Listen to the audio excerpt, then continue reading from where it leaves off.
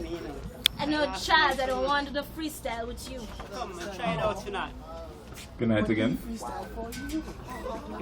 Alright, you don't want to do it with me, I'll do it for you then. I will say something, alright? Make I say something. No, say what tell me, sis. I think Zara is being very, very unfair. Okay? Very, very unfair. There she has two, you know, I have to what? you have two gentlemen Who? who are having a polite fight over your affections Who? in very imaginative Who? and lyrical ways. Yes, Who? indeed. And you continuously boss them guys and they just take it with a smile. My goodness. Seon, Charles, fight the power. You do that. Okay, you do that. Now before we fall into debauchery, okay, I have a piece here that I worked on. It's called Sober. And it hit me while I was typing away at paperwork, as usual. And that song by Evanescence was playing in my head, Call Me When You're Sober. Call me when you're sober. Click dial tone. When I'm sober, he sneered. Down in the last shot of EJ, Easy Jesus as it's known in these parts, he rose unsteadily to his feet, leaned into the slight breeze, and made a crooked beeline to his slick black Mazda. Fumbling for his car keys, he ignored the calls of his brethren wanting to know Wagwan. Wagwan was right now he felt like shit inside.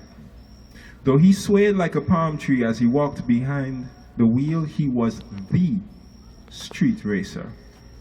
Call me when you're sober. Click dial tone. It pissed him off. Dial in her number off the speed dial. Voicemail. He was gonna settle this tonight. Months upon months, they went through this facade, this game of hints and gestures, of fake smiles and plastic faces, poker faces for each other, staring at each other's sins and speaking out with silence and working things out through inaction, while he made love to 150 proof and she made love to him. Call me when you're sober. Click dial tone. His vision became monochromatic. Foot flooring the gas, he drives steady, blood vessels pounding, his world melting like plastic from the heat of his rage, bubbling past angry, weaving through traffic along glistening streets, pockmarked with rain-filled potholes populated by bowed-head humans going about their daily human lives, on their constant human grind, having no place of concern for a human like him, simply because everybody got their own shit to deal with. So his shit gets dealt with at the bottom of progressively potent bottles. Since they don't communicate anymore, then he'll communicate with Napoleon and Cavalier while he rides the night train along with Colbeck to English Harbor for a sip of that 5-year rum while dancing with Bloody Mary on occasion. And when he's done seeing pink elephants, unicorns, and blue flames off of absinthe, he'll confess his sins to the easiest Jesus he could get a hold of. He scoffed, falling into a dry hacking cough. She had the nerve to tell him to call her when he's sober. As if he didn't know that this farce of a relationship was over, that the flames had banked and died, that love didn't live there anymore, but what actually lived there was the cum stains of that motherfucker she didn't even try to hide anymore. Ooh, damn. He felt like crashing, just folding up into a utility post and just bleed quietly. But why die quietly when he could take that Gorgon with him? And if fate was particularly fickle, then 3 hearts would leave this world together like a hymn. Ah, fate is indeed fickle. There was that car again, parked up in front his gap, as if the driver owned the place. Cum stains on my sheets. The words, the images bounced around his head as a haze descended, blurring his vision. Was it his fault? He screeched to a halt, put the gear in park, pulled the hand lever, fumbled with the glove compartment, questing and finding solid death. Reaching for his Glock, he took it off safety, the handle fitting perfectly in his hands like an old lover, leaving a metallic taste in his mouth, that same taste that filled his mouth months ago when he sat at the edge of the cliff near the old fort with the same barrel cradled on his tongue. He stepped out the vehicle, the heels of his Timbs crunching into the wet gravel, a dark gray mimicking the burdened pregnant clouds ponderously floating by like the lords of the ocean deep. A fine drizzle misted, but not enough to cool his resolve. His heart felt heavy, heavier still than the grim reaper manifesting in his palm. Calm seemed to envelope him, and he made his way towards the door. Using his key, he opened that door. The living room was clean, nothing out of place, not a speck of dust. She always was a neat freak. His feet moved him towards the bedroom. It would seem his anger had burned the alcohol from his system. Well, he won't be able to blame it on the rum, whatever he was about to do.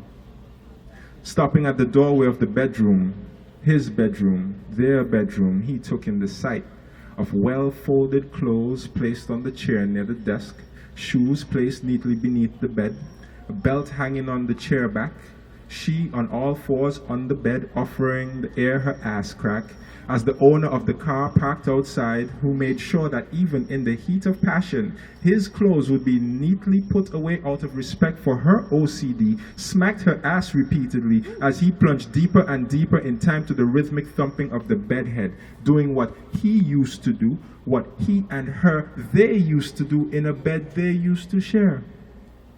He stood there as they both spasmed and screamed their orgasmic delight. He stood there as the infiltrator shuddered, withdrew, and dripped on the bed sheet. He stood there as they untangled and lay down, breathing hard with sweat and broad smiles. He stood there as their breath caught and smile froze when they saw him. He stood there as their eyes widened ever wider when they saw the cold steel in his grip. He stood there as fear washed over them with a stink much different from the one they not too long made. He walked slowly towards the bed, 1,000,001 thoughts racing through his head. He cocked his head to the side, contemplating the dread on their faces as they realized he was raising the gun and that he was as serious as a heart attack. When he heard his children's voices floating in from the walkway outside. The sound of the school bus faded slowly as the screams of excited children going home from school. "Daddy's home, Daddy's home," they squealed in chorus. They must have seen his car, he thought. He paused, blinked, and then walked away, slipping the gun into his pocket as he greeted his children at the door with hugs and kisses. "Daddy, Daddy, we missed you so much." "Aw, and Daddy missed you too. Who's my boy?" "Me." "Who's Daddy's princess?" "Me." "And who wants ice cream?"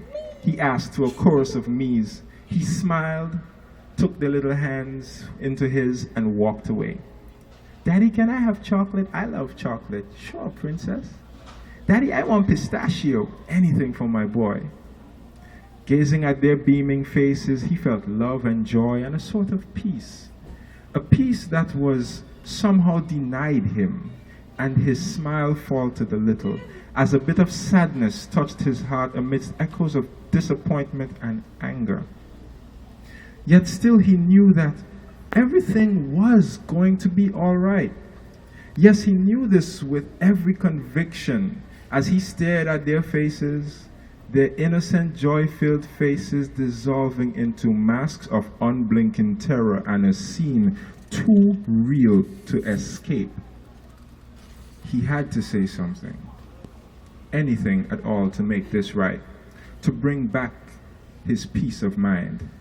But try as he might, he couldn't think of anything better to say as he emptied the gun into both of them.